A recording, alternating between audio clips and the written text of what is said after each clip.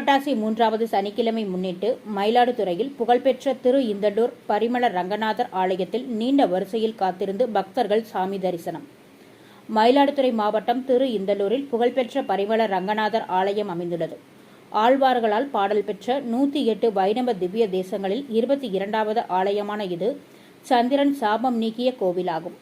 புரட்டாசி 3வது சனிக்கிழமை முன்னிட்டு ஆலயத்தில் பெருமாளுக்கு சிறப்பு அலங்காரம் செய்யப்பட்டது.